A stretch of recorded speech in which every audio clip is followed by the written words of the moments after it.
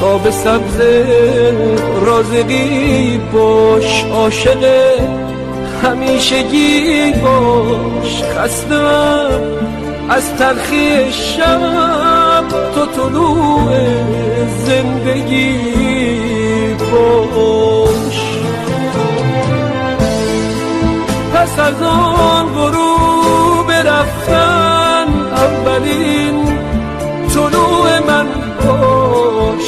من رسیدم رو به آخر، تو بیا شروع من باش. و از قصه جدا کن، چکه کن رو باور من، خط بکش رو جای پای گریه های آخر من.